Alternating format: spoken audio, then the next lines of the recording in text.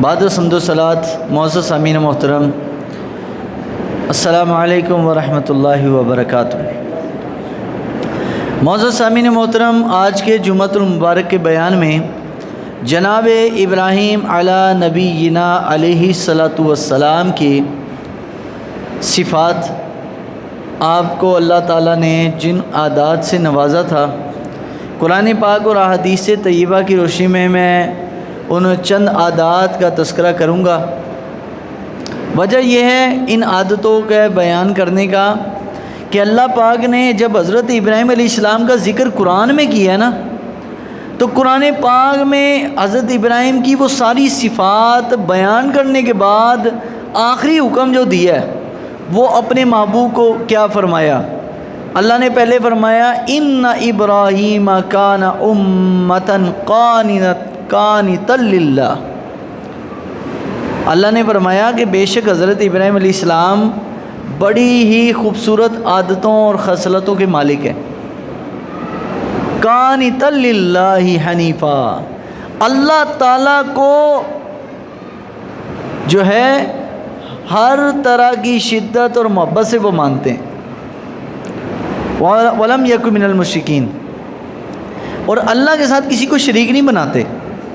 اور نمبر 3 وَحَدَا شَاكِرًا لِأَنْعُمِهِ، اور حضرت ابراہیم علیہ السلام کی تیسری عادت یہ ہے کہ حضرت ابراہیم علیہ السلام اللہ کا شکر ادا کرنے والے۔ وَهَدَاهُ إِلَىٰ صِرَاطٍ مُسْتَقِيمٍ، اور نمبر 4 پر لوگوں کو خود چل کے سیدھے رستے پر لوگوں کو سیدھے رستے کی دعوت دیتے ہیں۔ وَآتَيْنَاهُ فِي الدُّنْيَا حَسَنَةً، اللہ فرماتے اس لیے ہم نے ان کو دنیا میں بھی بھلائیاں عطا کی ہیں۔ وَإِنَّهُ فِي الْآخِرَةِ لَمِنَ الصَّالِحِينَ، اور آخرت میں بھی قیامت والے دن اللہ اپنے نیک لوگوں میں سے حضرت ابراہیم علیہ السلام کو اٹھائے گا۔ جب یہ ذکر کر دیا تو آگے میں فرمایا ثُمَّ أَوْحَيْنَا إِلَيْكَ، اے میرے محبوب ہم نے آپ کی طرف وحی کی ہے، آپ کو پیغام دیا ہے۔ کیا پیغام ہے؟ ان اتبع ملت ابراہیم حنیفا وما کان من المشرکین، آپ نے بھی حضرت ابراہیم علیہ السلام کی سیرت کو اپنانا ہے، اس پہ چلنا ہے۔ اب آپ اندازہ لگائیے کہ اللہ پاک کو حضرت ابراہیم علیہ السلام کی زندگی کی ان عادات اور سیرت سے کتنا پیار ہے کہ اللہ اپنے محبوب کو بھی حضرت ابراہیم علیہ السلام کے طرز عمل پر چلنے کا حکم کر رہا ہے۔ کتنی پیاری عادتیں ہوں گی۔ آج انہی عادات کا مختصراً تذکرہ کریں گے۔ اللہ نے تمام نبیوں کو بڑی بڑی شانیں عطا کی ہیں، اور ان تمام نبیوں میں سب سے افضل شان اللہ نے اپنے محبوب کو عطا کی۔ اور نبی آخر الزمان صلی اللہ علیہ وسلم کے بعد اگر انبیاء کرام میں کسی نبی کی شان ہے تو حضرت ابراہیم علیہ السلام ہے۔ اس لیے کہ حضرت ابراہیم علیہ السلام کی زندگی کو قرآن میں 2 نبیوں کی زندگی کو نمونہ قرار دیا گیا۔ ایک تو حضرت ابراہیم کا، اور اللہ نے اپنے نبی کو فرمایا محبوب ان کے طریقے پر چلنا ہے۔ اور نمبر 2 پر لَقَدْ كَانَ لَكُمْ فِي رَسُولِ اللَّهِ أُسْوَةٌ حَسَنَةٌ، اللہ نے اپنے محبوب کے بارے میں فرمایا اے مسلمانوں تمہارے لیے نبی کی ذات ایک بہترین نمونہ ہے۔ طرز عمل پر کسی کے طریقے پر چلنے کے لیے اللہ نے جو طریقہ کار کو پسند کیا حضرت ابراہیم کے طریقے کو اور نبی صلی اللہ علیہ وسلم کے طریقے کو۔ تو حضرت ابراہیم علیہ السلام کی بہت ساری عادات ہیں۔ سب سے پہلی جو عادت جو اللہ نے فرمایا شاکرا لانعمی، حضرت ابراہیم اللہ کا شکر ادا کرنے والے بندے تھے۔ تو شکر حضرت ابراہیم علیہ السلام کیسے ادا کرتے تھے، ان کی زندگی کا طرز عمل کیا تھا؟ حضرت ابراہیم علیہ السلام کو اللہ نے جو پہلی اولاد دی ہے نا 100 سال کی عمر میں، بیوی کی عمر 80 سال ہے، آپ کی عمر 100 سال ہے، بیٹے دیے حضرت اسماعیل۔ جوانی سے لے کر بڑھاپے تک دعا ہی مانگتے رہے، یہ نہیں کہا یا اللہ تو دعائیں نہیں قبول کرتا، ناشکری اللہ تبارک تعالیٰ کی نہیں کی۔ حضرت ابراہیم علیہ السلام نے اللہ سے شکوہ شکایت نہیں کیا کہ اللہ تو تیرے تو دعا کر رہے ہیں تو سن ہی نہیں رہا، لیکن جب دعا قبول ہوئی نا، اس وقت کیا کہا؟ سورہ ابراہیم میں حضرت ابراہیم کے نام سے قرآن میں پوری سورت اتری۔ آیت نمبر 39 میں اللہ نے فرمایا الحمدللہ الذی وہب لی علی الکبر اسماعیل و اسحاق ان ربی لسمیع الدعاء۔ حضرت ابراہیم نے جب دعا قبول ہوئی 80 سال کے بعد تو کہا یا اللہ ساری تعریفیں تیرے لیے ہیں، ساری تعریفیں تیرے لیے۔ وہب لی، تو نے مجھے تحفہ عطا کیا، علی الکبر، بڑھاپے میں، اسماعیل و اسحاق، حضرت اسماعیل کی صورت میں اور حضرت اسحاق کی صورت میں 2 بیٹے دیے۔ اور آخری جو بات گئی ہے نا، وہ بات بڑی پوائنٹ والی ہے۔ 80 سال دعا کی ہے، 80 سال بعد بیٹا ملا اور 2 بیٹے دیے اللہ نے، ایک کے بعد دیگر۔ پہلے حضرت اسماعیل، دوسرے حضرت اسحاق۔ ہم 1 ہفتہ دعا مانگے نہ قبول ہو، ہم اللہ سے مایوس ہو جاتے ہیں، اللہ کی ناشکری کرنا شروع کر دیتے ہیں، اور جب دعا قبول نہ ہو تو ہمیں یہ لگتا ہے پتہ نہیں کسی نے کچھ کرا دیتا ہے۔ تو یہ یاد رکھیے، کسی نے کچھ کرایا ہو یا نہ کرایا ہو، جو تیرے نصیب میں ہے رب نے لکھ دی ہے، وہ مل کے رہنا ہے، اس میں چینجنگ آ سکتی۔ تو نبی پاک صلی اللہ علیہ وسلم نے پانی اللہ کے پیارے محبوب صلی اللہ علیہ وسلم کے جد امجد جناب ابراہیم نے اس وقت جب حضرت ابراہیم کو 2 بیٹے ملے تو کہا ساری تعریفیں یا اللہ کس کے لیے؟ تیرے لیے۔ درود پاک پڑھ لیجیے۔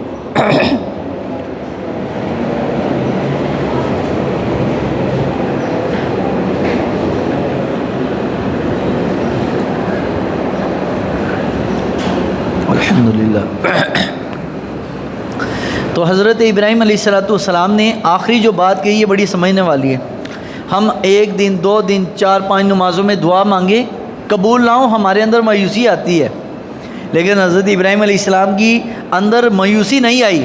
کیا کہہ رہے ہیں؟ یا اللہ تیرا شکر ہے تو نے مجھے 2 بیٹے یہ تحفہ عطا کیا، وہب لی، تو نے مجھے تحفہ دیا ہے اس بڑھاپے میں۔ اور آخری جملہ کہا ان ربی لسمیع الدعاء، بے شک میرا رب دعائیں ضرور سنتا ہے۔ یہ نہیں کہا کہ صرف سنتا ہے، کیا کہا؟ میرا رب دعائیں ضرور سنتا ہے، لا سمیع الدعاء۔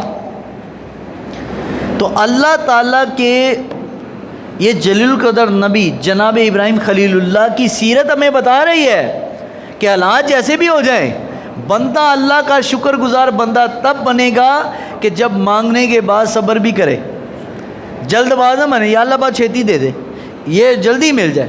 ہر چیز کا ایک وقت مقرر ہے اور ہر چیز اپنے وقت سے پہلے نہیں آتی۔ جب رب بہتر چاہتا ہے اللہ تب عطا کرتا ہے، اللہ تب دیتا ہے۔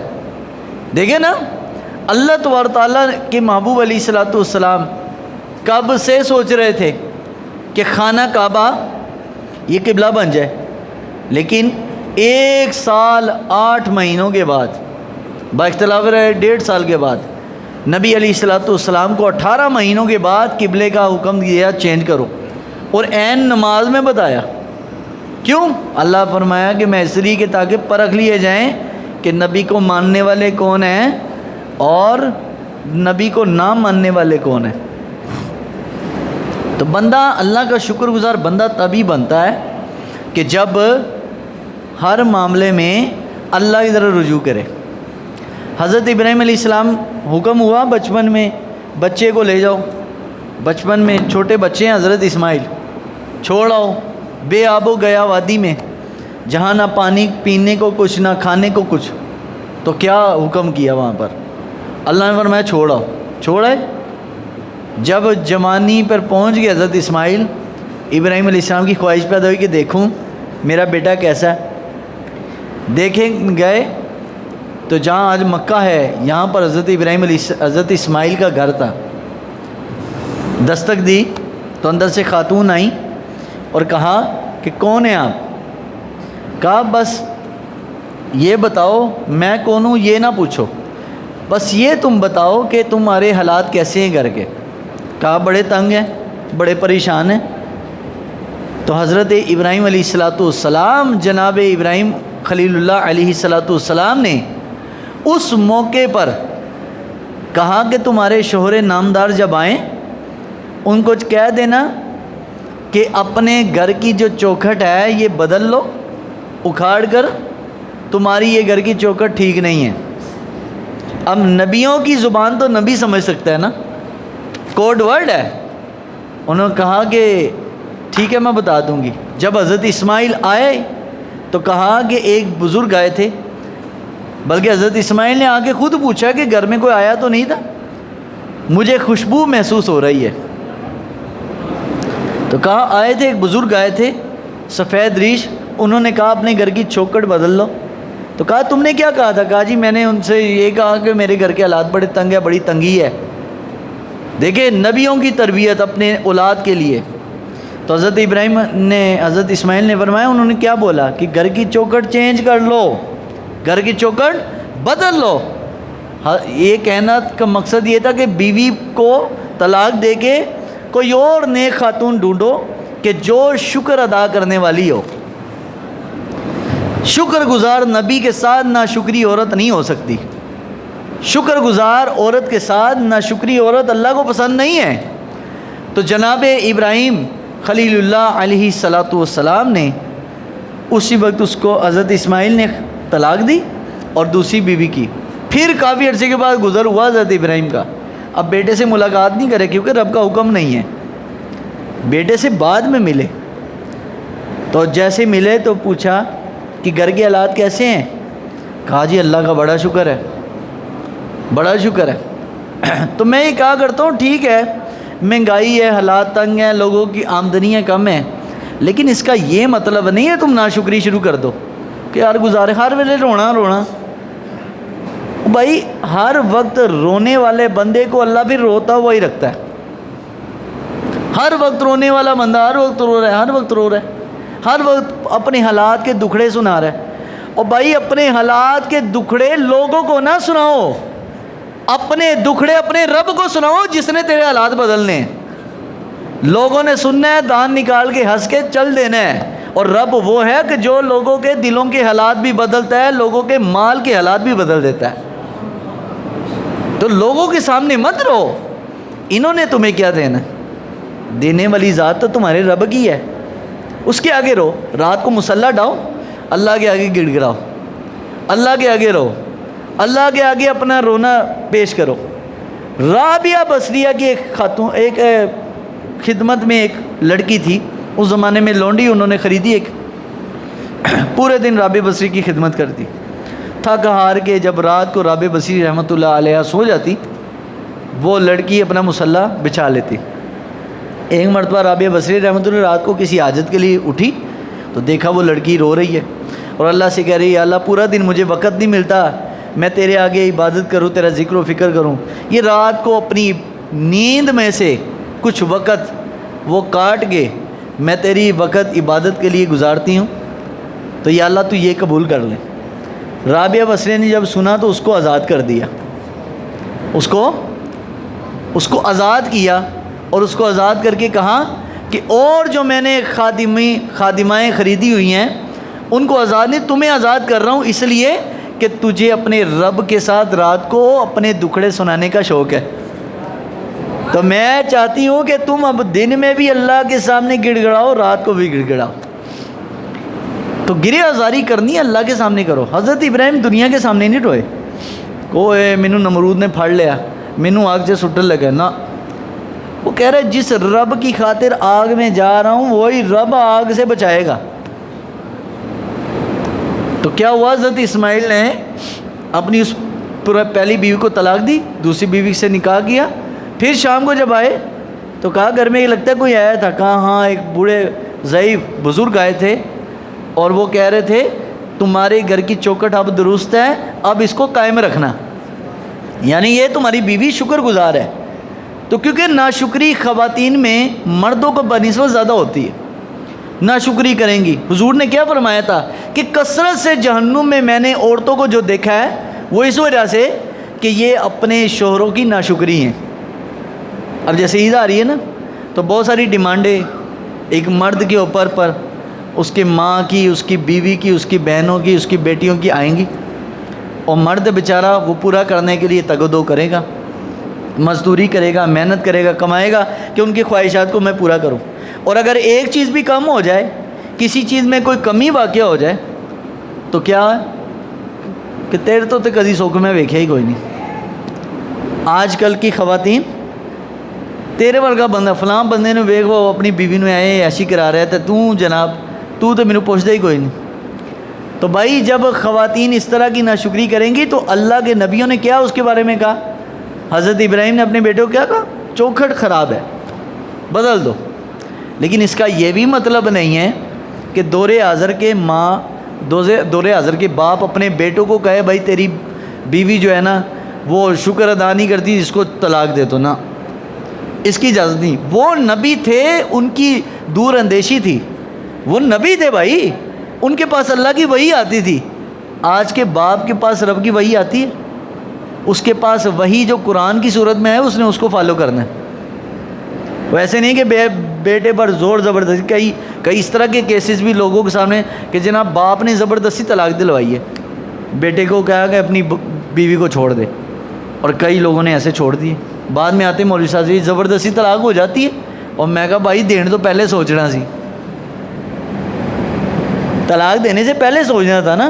جب آپ نے گولی چلا ہی دی، اب جب گولی چل گئی ہے تو بھائی وہ چلی ہوئی گولی واپس نہیں آتی. طلاق بھی وہ چلی ہوئی گولی ہے جو کہ واپس نہیں آئی، وہ لگے گی. تو حضرت ابراہیم علیہ السلام نے تب اس چیز کا حکم کیا. اور نبی پاک صلی اللہ علیہ وسلم نے فرمایا کہ اللہ تعالیٰ نے نا حضرت آدم علیہ السلام کو جب بنایا نا تو آدم علیہ السلام کے سامنے سارے اولاد آدم کو پیش کیا گیا. حضرت آدم نے، ہم خوش قسمت ہیں بھائی، ہم نے تو حضرت آدم کو نہیں دیکھا، حضرت آدم نے ہم سب کو دیکھا ہے. اور یہ میں نہیں کہہ رہا بھائی، یہ صحیح بخاری کے اندر نبی پاک صلی اللہ علیہ وسلم نے حضرت آدم کا تذکرہ کیا ہے. فرمایا آدم علیہ السلام نے ہر بندے کو دیکھا، ابھی جو پیدا ہوئے ہیں، ہو چکے ہیں، اور جو ہونے والے ہیں، سب کو دیکھ لیا بھائی. سارے لوگ پیش کیے گئے. تو حضرت آدم نے کہا یا اللہ اس میں کوئی امیر ہے، کوئی غریب ہے، کوئی بادشاہ ہے، کوئی فقیر ہے، کوئی خوبصورت ہے، کوئی بدصورت ہے، کوئی درمیانے ہے. تو یا اللہ ان سب لوگوں کو ایک جیسا کیوں نہیں بنا دیا؟ سارے بندے امیر بنا دیتا، سارے مالدار بنا دیتا، سارے خوبصورت بنا دیتا، سارے صحت مند بنا دیتا، سب کے رنگ بھی اچھے ہوتے، سب کے مالی حیثیت بھی اچھی ہوتی. تو یا اللہ ایسا کیوں نہیں کیا؟ یہ اعتراض کے طور پر نہیں تھا. حضرت آدم نے دوسرے آنے والے انسانوں کو سمجھانا تھا کہ اللہ تعالیٰ نے جو دنیا میں فرق رکھا ہے لوگوں کا، وہ کیوں رکھا ہے؟ قرآن میں آیا نا، اللہ تبارک تعالیٰ نے سورہ ملک کے شروع میں کیا فرمایا؟ اللہ تعالیٰ فرماتا ہے تبارک الذی بیدہ الملک وہو علی کل شیء قدیر الذی خلق الموت والحیات لیبلوکم ایکم احسن عملا. اللہ پاک فرماتے ہیں میں نے اس لیے زندگی کو اور موت کو بنایا، لیبلوکم، تاکہ تمہارا امتحان کروا دوں، ایکم احسن عملا، کہ دنیا میں کس بندے کا عمل اچھا ہے، تاکہ پہچان کرا دوں لوگوں کو کہ یہ کھوٹے سکے ہیں اور یہ کھرے سکے ہیں. اللہ تعالیٰ نے فرق اس لیے رکھا ہے دنیا میں. تو حضرت آدم نے پوچھا نا یا اللہ یہ کیوں ایسا کیا؟ اعتراض سمجھ کے نہیں، سمجھانے کے لیے ہمیں. تو اللہ نے فرمایا ربی لولا سویت بین عبادک انی احببت ان اشکر.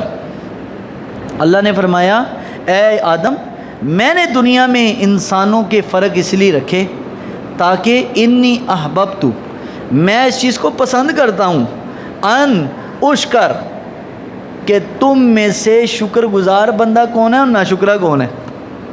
امیر کو امیر اس لیے بنایا تاکہ پتہ چل جائے بھائی جس کو دیا ہے وہ شکر ادا کرتا ہے کہ نہیں، اور غریب کو غریب اس لیے بنایا کہ پتہ چل جائے یہ اللہ تعالیٰ کی رضا میں راضی ہے کہ نہیں ہے.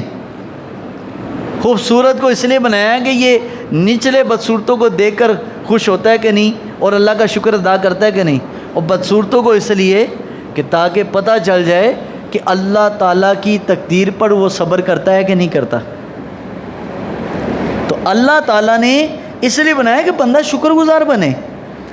تو آج جس سے بندہ پوچھے او یار بڑے حالات خراب نے، جس بندے سے پوچھو ہر کوئی جناب مہنگائی کا رونا۔ اور بھائی کوئی اور بات بھی کرو زندگی میں، زندگی بہت بڑی ہے، ہر وقت ایک ہی رونا نہیں روتے۔ ہم تو جب سے جوان ہوئے ہیں جس سے پوچھے او یار حالات ہی بڑے تنگ نے، بہت پاکستان کے حالات کدی ٹھیک ہوئے نے بھائی، اور نہ ہونے نے، کیونکہ ہم خود ٹھیک نہیں ہیں۔ جب تک ہم خود ٹھیک نہیں ہیں نا پاکستان کے حالات بدل سکتے نہیں ہیں، کیونکہ قرآن کا فیصلہ ہے۔ اللہ فرماتا ہے ان اللہ لا یغیر ما بقوم حتی یغیروا ما بانفسہم۔ اللہ تب تک کسی قوم کی حالت نہیں بدلتا جب تک وہ خود اپنی حالت نہ بدل لیں۔ یہ قرآن کا فیصلہ ہے۔ ہم خود بدلیں گے تو حالات بدلیں گے۔ تو خود کیسے بدلنے؟ پہلے اللہ کا شکر ادا کرنا ہے۔ اگر آپ کو گھر میں چھت ملی ہے، چاہے کرائے کا مکان ہے، رہنے کو چھت تو ہے نا بھائی، دھوپ سے بارش سے تو بچ جاتے ہو نا، سردی گرمی سے تو بچ جاتے ہو۔ اگر چھت موجود ہے گھر میں اور آپ کو پہننے کے لیے جسم پہ لباس ہے، کھانے کو 2 وقت کی روٹی ہے چاہے سوکھی ہو، یہ نہیں ہے کہ جناب میں کو بہت مال کما رہا ہوں اور بہت پیسہ کما رہا ہوں تو میں اس لیے بول رہا ہوں بھائی میں بھی آپ کی طرح ہی ہوں، ایسا کوئی بات نہیں ہے۔ کوئی پیسہ نہیں، کچھ بھی نہیں ہے، لیکن اللہ کا بس شکر ادا کرنے والا بنو، اللہ تعالیٰ ہیلپ کرتا ہے، اللہ مدد کرتا ہے۔ تو اپنے اگر پہننے کو کپڑے ہیں، رہنے کو چھت ہے اور کھانے کو 2 وقت کی روٹی ہے، صحت کوئی بیماری نہیں ہے، بچے اولاد موجود ہے، تو ایسا بندہ اس زمانے کا سب سے مالدار آدمی ہے، سب سے پیسے والا۔ اور جس کے بعد بینک بیلنس ہے، لیکن جناب اس کو ڈاکٹر نے کہا بھائی تو گوشت نہیں کھانا، تو چاول نہیں کھانے، تو جناب اے نہیں کھانا، اور غریب بندہ ڈکار مار کے کھاتا ہے اور ڈکار مار کے سوتا ہے۔ کوئی اے فکر اس کو کہ یار اے نہیں کھانا، اے نہیں کھانا، کوئی منع نہیں ہے، کیونکہ اللہ تعالیٰ نے اس کو اگر تھوڑا دیا ہے تو اس کو کھانے کے لیے لمٹ حدود کوئی نہیں دی، جو مرضی کھائے۔ اور جس کو کھانے کو بہت ملا ہے اس بندے کو اللہ تعالیٰ نے ہر چیز پر پابندی ہے، ڈاکٹر نے اے بھی منع کیتا ہے، اے بھی کیتا ہے، اے بھی کیتا ہے۔ تو بھائی آپ لوگ مالدار ہو۔ سب سے پہلے حضرت ابراہیم کی جو اللہ نے فرمایا شاکر لانعمی، حضرت ابراہیم علیہ السلام اللہ کے شکر ادا کرنے والے، اللہ کی نعمتوں کا شکر ادا کرنے والے تھے۔ پہلی چیز جو حضرت ابراہیم کی بتائی ہے شکر ادا کرو، شکر ادا کرنے والے بن جاؤ، اللہ تعالیٰ اور بڑھا دے گا۔ اللہ فرماتا ہے کہ بے شک جو میرے نعمتوں کا شکر ادا کرتے ہیں میں اب اس کو اور زیادہ عطا کرتا ہوں۔ اور دوسری جگہ فرمایا جس نے شکر ادا کیا، جس نے شکر ادا کیا اس نے اپنے لیے شکر ادا کیا، اپنے رب کے لیے نہیں ہے۔ تمہارا اپنا ہی فائدہ ہے، اللہ کو کیا کوئی سے نفع نقصان ہے، ہم نہ شکریہ کریں، لیکن اللہ تعالیٰ اس کے باوجود بھی دیتا ہے، اللہ تعالیٰ عطا فرماتا ہے۔ تو نبی پاک صلی اللہ علیہ وسلم اللہ کا کثرت سے شکر ادا کرتے تھے، حضرت ابراہیم علیہ السلام کثرت سے شکر ادا کرتے تھے۔ اور دوسری جو عادت حضرت ابراہیم علیہ السلام کی جو قرآن میں آئی ہے وہ ہے حلم اور صبر۔ نمرود نے پکڑ لیا نا، تو حضرت ابراہیم علیہ السلام نے یہ نہیں کہا کہ میں تو نبی ہوں بھائی، مجھے کیوں پکڑا، اللہ کی مدد کیوں نہیں آئی، برداشت کی ہے، صبر کی ہے۔ اور دیکھو صبر کا بدلہ کیا ملا، اللہ نے قانون ہی بدل دیا دنیا میں۔ آگ کا کام ہوتا ہے جلانا، لیکن جناب ابراہیم علیہ السلام جب آگ میں ڈالے گئے تو کیا حکم آیا، یا نار کونی بردا وسلاما علی ابراہیم، اے آگ اوروں کو کام تمہارا ہے جلانا، لیکن ابراہیم کو تم نے نہ جلانا ہے نہ ٹھنڈک پہنچانی ہے، بلکہ سلامتی والی بن جا۔ اور اگر حضرت ابراہیم علیہ السلام کے لیے یہ لفظ نہ ہوتا تو قیامت تک مفسرین نے لکھا آگ کا کام جو ہے ٹھنڈک پہنچانا ہوتا، آگ سے لوگ گرمی نہ حاصل کرتے، لیکن لفظ کیا آ گیا، یا نار کونی بردا وسلاما علی ابراہیم، ابراہیم کے لیے سلامتی والی اور ٹھنڈک والی بن جا۔ بعض ٹھنڈک انسان کو ٹھنڈک بھی تکلیف پہنچاتی ہے، لیکن اللہ نے فرمایا ٹھنڈک ایسی کہ جو سکون والی ہو۔ تو تو آگ جو ہے حضرت ابراہیم علیہ السلام آگ کے اندر ہے، انہوں نے کہا جل گئے ہوں گے حضرت ابراہیم، لیکن آگ نے جلایا نہیں۔ یہ بدلہ تھا ان کے صبر و تحمل کا۔ حضرت ابراہیم علیہ السلام جوانی کا وقت ہے، حضرت ابراہیم علیہ السلام کی پوری قوم مخالف ہوئی ہے، پوری قوم نے، ان کے گاؤں والوں نے کہا کہ آپ یہاں سے نکلو، آپ ہماری بتوں کی جو ہے نا وہ توہین کرتے ہو۔ حضرت ابراہیم نے یہ نہیں کہا یار میرا بچپنا گزرا ہے، میں کہاں جاؤں گا، کیا کروں گا، کیا کھاؤں گا، اللہ کا حکم کے لیے چھوڑ دیا سب کچھ۔ پھر ایک جگہ ظالم بادشاہ کے ساتھ مکالمہ ہوا، قرآن نے اس مکالمے کو پورا طور پر اللہ تعالیٰ نے بیان کیا ہے۔ اللہ تبارک تعالیٰ نے قرآن مجید فرقان حمید میں حضرت ابراہیم علیہ السلام کا وہ مکالمہ تذکرہ فرمایا الم تر الی الذی حاج ابراہیم فی ربہ ان آتاہ اللہ الملک۔ ایک بادشاہ کے ساتھ حضرت ابراہیم علیہ السلام کا بحث و مباحثہ ہوا۔ اللہ نے فرمایا کیا تم نے ایسے شخص کو نہیں دیکھا کہ جس نے حضرت ابراہیم علیہ السلام کے ساتھ اپنے رب کے بارے میں بحث کی ہے؟ اور کیا حضرت ابراہیم نے فرمایا اذ قال ابراہیم ربی الذی یحیی و یمیت قال انا احیی و امیت۔ بادشاہ سے حضرت ابراہیم نے کیا کہا؟ میرا رب وہ ہے جو زندہ بھی کرتا ہے اور مارتا بھی ہے۔ تو بادشاہ نے کہا یہ کون سا مشکل ہے، میں بھی زندہ کر سکتا ہوں، مار بھی سکتا ہوں۔ قال ابراہیم، جب اس نے ایک شخص منگوایا اور اس کو مار دیا، قتل کیا، کہا دیکھو میں نے مار دیا، اور دوسرے بندے کو بلایا، مارنے لگا اور پھر چھوڑ دیا، کہا دیکھو میں نے زندگی دے دی۔ تو حضرت ابراہیم نے جو اگلا جواب دیا نا، اس بادشاہ کی زبان بند ہو گئی۔ فرمایا قال ابراہیم فإن اللہ یأتی بالشمس من المشرق فأتی بها من المغرب فبہت الذی کفر واللہ لا یہدی القوم الظالمین۔ فرمایا میرا رب وہ ہے جو مشرق سے سورج نکالتا ہے، مغرب میں غروب کرتا ہے، فبہت الذی کفر۔ یہ بات سن کے بادشاہ کی زبان بند ہو گئی، گونگا ہو گیا، ایک دم گھبرا گیا کہ اب اس سے اگلی کون سی بات کروں، چلو بندوں پر تو میرا اختیار چلتا ہے، سورج چاند پر میری کیسی چلے۔ تو حضرت ابراہیم نے ایسی جواب دیا، اور یہی انداز ہونا چاہیے ایک مسلمان کا کہ جب اپنی ذات کا مسئلہ ہو نا تو معافی دے دے، اگلے بندے کو معاف کر دے، چھوڑ دے، اور جب اللہ کی بات آ جائے اللہ کی بات میں اپنی غیرت کا اظہار کرے، نبی کی بات ہے اپنی غیرت ایمانی کا اظہار کرے۔ وہ کہے کہ اپنے آپ کو تو گالی نکال دے تو چھوڑ دو بھائی، ہمارا دین یہ کہتا ہے آپ کو کوئی برا بلگ ہے معاف کر دو، آپ کو کوئی برا بلگ ہے اول تو اس کو روکو، نہ روکے تو معاف کر دو اس کو، او بھائی اللہ تعالیٰ تجھے معاف کر دے۔ لیکن جب دین کی بات آئے، اسلام کی بات آئے، قرآن کی بات آئے اور آپ کے ایمان کی بات آئے، وہاں پر کسی کو ایسے نہ کرو جی ہم کوئی بات نہیں آپ کو معافی دیتے، نہ، وہاں بلکہ اپنے ایمان کا اظہار کرو۔ اور حضور نے فرمایا کلمۃ الحق عند سلطان الجائر افضل الجہاد، یہ سب سے افضل جہاد یہی ہے کہ بندہ حق بات اپنے رب اور اپنے نبی کے لیے بیان کرے۔ اپنے لیے تو ہر بندہ کرتا ہے، اپنے لیے غصہ تو ہر بندہ ہے، کڑی بہادری بھائی، بہادری یہ نہیں ہے، بلکہ حضور نے فرمایا بہادری اس چیز کا نام نہیں ہے کہ تو کسی بندے کو پچھاڑ دے، بہادری اس چیز کا نام ہے کہ جب تیرے اوپر غصہ آئے کسی کے وجہ سے تو وہ تو معاف کر دے، غصہ ترک کر دے، یہ بہادری ہے۔ اور فرمایا جب دین کی بات آئے تو سب سے افضل جہاد یہی ہے کہ اپنے حق بات اپنے رب اور رسول کے لیے بیان کرے، رب اور رسول کے لیے بیان کرنا، یہ کیا ہے بھائی؟ افضل جہاد کیا ہے بھائی؟ اور حضور نے فرمایا پہلوانی کیا ہے بھائی؟